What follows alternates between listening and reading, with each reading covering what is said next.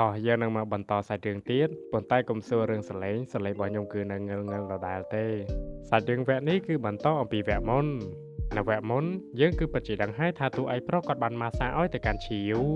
ប៉ុន្តែដោយសារតែឈីយូនាងនៅក្មេងនាងគឺមិនអាចទ្រាំបាននោះទេ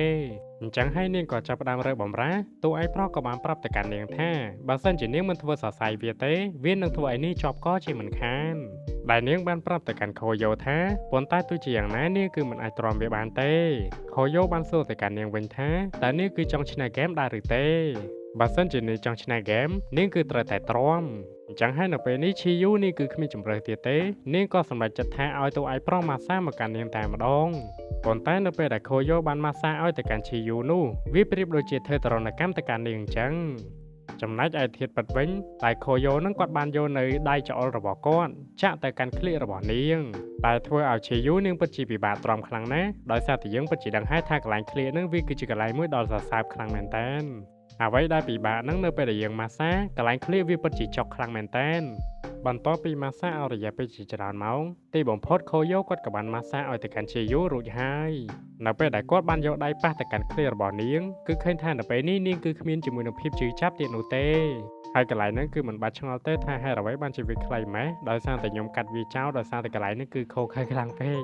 អញ្ចឹងហើយបើសិនជាគ្នាយើងចង់មើលរឿងពេញគ្នាយើងអាចទៅមើលបានខ្ញុំគឺអាចណែនាំទៀតទេព្រោះខ្លាចជាប់ទៀតនៅពេលដែលគាត់បានម៉ាស្សាឲ្យទៅកាន់ឈីយូរួចហើយគាត់បានប្រាប់ទៅកាន់ឈីយូថាតាំងពីគាត់នៅក្មេងជំនាញម៉ាស្សាមួយនេះគាត់គឺចេះវាតាំងពីនៅក្មេងប៉ុន្តែកាលនោះគាត់គឺមិនមែនម៉ាស្សាឲ្យទៅកាន់មនុស្សស្រីនោះទេគាត់គឺបានម៉ាស្សាឲ្យទៅកាន់ប្រុសដែលពួកគេទាំងអស់គ្នានោះគឺលេងជាមួយនឹងកីឡាបោកចំបាប់ឬក៏យើងហៅជាភាសាអង់គ្លេសថាកីឡា wrestling នឹងឯង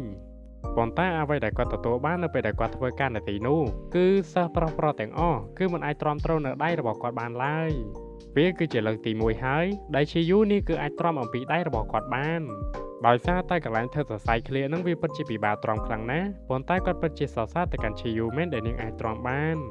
នៅពេលដែលបញ្ចប់ជាមួយនឹងការម៉ាស្សារួចហើយឈីយូនេះក៏បានចរុញតួឯកប្រុសឲ្យចេញទៅខាងក្រៅដែលនាងបានរកឡែថានៅពេលនេះនាងគឺអស់អីហើយនាងគឺសុំកេងបន្តិចហើយតាមធាតុពិតទៅនៅពេលនេះឈីយូនេះក៏បានលងស្នេហ៍ទៅកាន់តួឯកប្រុសដែរនាងក៏រៀងឆ្ងល់មកកាន់ខ្លួនឯងដូចគ្នាដោយសារតែតួឯកប្រុសគឺមិនមែនជាម៉ាយថែបរបស់នាងនោះទេ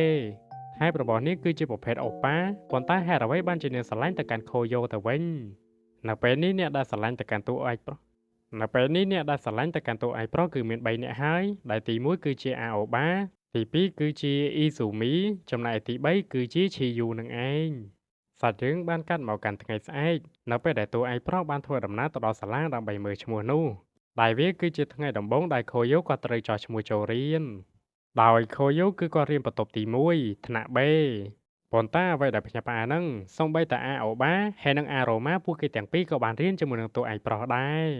នៅពេលដែលពួកគេកំពុងតែរៀននោះគឺឃើញថាតួឯកប្រុសគាត់គឺមិនអាចផ្ដោតអារម្មណ៍រៀនបានទេដោយសារតែអាអូបាហ្នឹងនាងគឺតែងតែញាស់មកកាន់គាត់ជានិច្ចនៅពេលដែលដល់ម៉ោងចេញទៅផ្ទះអាអូបាបានសួរទៅកាន់ខូយ៉ូថាតើគាត់អត់សប្បាយចិត្តទេមែននៅពេលដែលពួកនាងរៀនជាមួយនឹងគាត់ប៉ុន្តែនៅពេលនោះស្រាប់តែលេចចេញជាមួយនឹងសិស្សស្រីម្នាក់បានរត់មកយ៉ាងលឿនដោយនាងបានស្រែកសួរទៅកាន់តួឯកប្រុសថាតើគាត់គឺមានឈ្មោះថាខូយ៉ូនឹងមែននាងគឺមានរឿងចង់និយាយជាមួយនឹងគាត់បន្តិចនៅពេលដែលពួកគេបានធ្វើដំណើរទៅដល់ខាងក្រៅនារីម្នាក់នោះនាងក៏បានណែនាំនៅឈ្មោះរបស់នាងដែលនាងគឺមានឈ្មោះថាម៉ូអេកូមូលហេតុដែលនាងបានធ្វើដំណើរមករកខូយ៉ូនោះដោយសារតែនាងដឹងថាខូយ៉ូគឺបានរស់នៅជាមួយនឹងបងស្រីធំដោយនាងក៏ជាសមាជិកម្នាក់ដែលនៅក្នុងក្រុមជាមួយនឹងបងស្រីធំផងដែរគឺជាក្រុមបាល់ទះហ្នឹងដែលនាងបាននិយាយប្រាប់ទៅកាន់ខូយ៉ូថាប៉ុន្មានថ្ងៃខាងមុខក្រុមទះបាល់របស់ពួកគេនឹងមានជាមួយនឹងការបោះជំរំដ៏ធំមួយអញ្ចឹងហើយគឺនាងសូមចង់ឲ្យខូយ៉ូនឹងចូលរួមផងប៉ុន្តែនាងគឺមិនបានប្រាប់ហេតុផលទៅកាន់គាត់នោះទេនាងក៏បានរត់ចាកចេញបាត់ទៅបន្ទាប់មកសាច់រឿងបានកាត់មកកាន់ថ្ងៃស្អែកមើលអាអូនតូចនេះអូនឯងស្ងាត់មែននិយាយមួយម៉ាត់ពីរម៉ាត់មើលអូន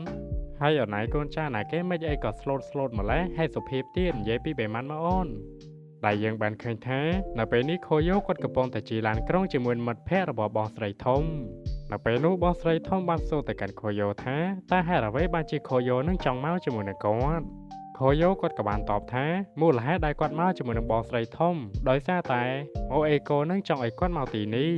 នៅពេលដែលលើអញ្ចឹងបងស្រីធំគាត់ក៏រៀងភ្ញាក់ផ្អើលដែរដែលគាត់គឺមិនដឹងទេថាខូយ៉ូនឹងបានស្គាល់តែកាន់ម៉ូអេកូនឹងតាំងពីពេលណាប៉ុន្តែមិត្តភក្តិបងស្រីធំគឺមិនមែនគិតអញ្ចឹងនោះទេដែលពួកគេគិតថាមូលហេតុដែលខូយ៉ូធ្វើដំណើរមកជាមួយនឹងបងស្រីធំនោះប្រហែលជាខូយ៉ូខ្លាចអ្នកដទៃយកបងស្រីធំចេញពីគាត់បាត់ហើយមើលទៅហើយខ្ញុំសូមទោសម្ដងទៀតចំពោះសំឡេងរបស់ខ្ញុំនឹងវាអត់តន់មកវិញទាំងស្រុងទេវានៅតែតឹងដដែលសាច់រឿងបានកាត់នៅពេលដែលពួកគេទាំងអស់គ្នាបានទៅដល់ជំរំដែលពួកគេត្រូវនៅដែលតាមពិតទៅជំរំរបស់ពួកគេនឹងគឺជាកន្លែងហ្វឹកហាត់នឹងឯងនៅពេលដែលពួកគេទាំងអស់គ្នាកំពុងតែហ្វឹកហាត់នោះខូយ៉ូគឺគាត់សង្កេតឃើញថាម៉ូអេកូនឹងគឺនាងវេទនីជាងគេជាងឯងដោយសារតែនាងនឹងគឺអស់កម្លាំងលឿនប៉ុន្តែម៉ូអេកូបានប្រាប់ទៅកាន់តួឯកប្រុសវិញថាតាមពិតទៅគឺមិនមែនមានតែនាងម្នាក់ទេដែលអស់កម្លាំងលឿនសូម្បីតែអ្នកដទៃពួកគេក៏អស់កម្លាំងដែរ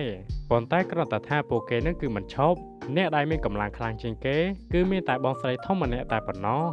មូលហេតុដែលបងស្រីធំគាត់មានកម្លាំងខ្លាំងនោះដោយសារតែគាត់គឺបានវឹកហាត់នៅខ្លួនប្រាណរបស់គាត់ទៅដល់ចំណុចកំពូលចឹងហើយទៅធ្វើឲ្យគាត់គឺមានកម្លាំងខ្លាំងបែបនេះចំណែកឯអ្នកដទៃវិញមូលហេតុដែលគេនៅតែរត់តាមបងស្រីធំនោះមិនមែនពួកគេមានកម្លាំងខ្លាំងនោះទេប៉ុន្តែគ្រាន់តែពួកគេមិនចង់ឲ្យបងស្រីធំគិតថាពួកគេខ្សោយ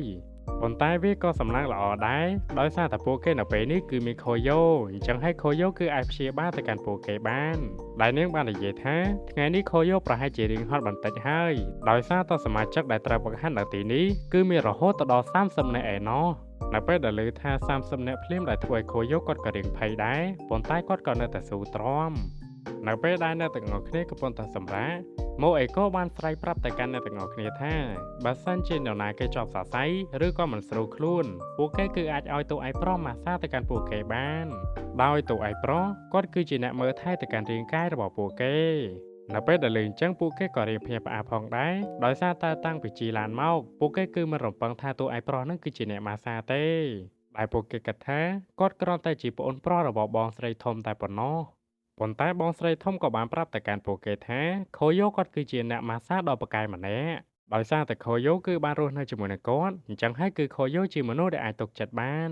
នៅពេលដែលលើបែបហ្នឹងស្រីទាំងអស់គ្នាពួកគេក៏អបអរំដូចគ្នានៅពេលដែលពួកគេវឹកហាត់មិនតាន់បានដឹងអីផងនៅពេលនោះស្រាប់តែលេចចេញជាមួយនឹងក្មេងស្រីម្នាក់ដែលនាងគឺជាប់ប្រមូលក្រពើនៅពេលដែលខូយ៉ូបានដោះនៅសរសៃឲ្យទៅកាន់នាងរួចហើយនាងគឺពិតជាមានអារម្មណ៍ថាស្រួលខ្លួនខ្លាំងណាស់ចំណែកឯម្នាក់ទៀតនៅពេលនេះនាងគឺរយសាច់ដុំ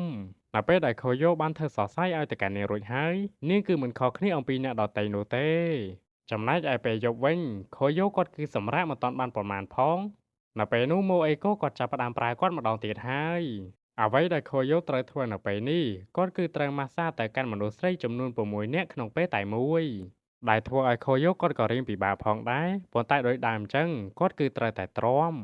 ហើយកន្លែងហ្នឹងបើសិនជាគ្នាយើងចង់មើលគឺអាចតែមើលពេញបានកន្លែងហ្នឹងខូយ៉ូគឺគាត់កាច់យកតែម្ដងនៅពេលដែលខូយ៉ូបានធ្វើការអស់កម្លាំងរួចហើយគាត់ក៏សម្រេចចិត្តថាទៅងូតទឹកដើម្បីសម្អាតខ្លួន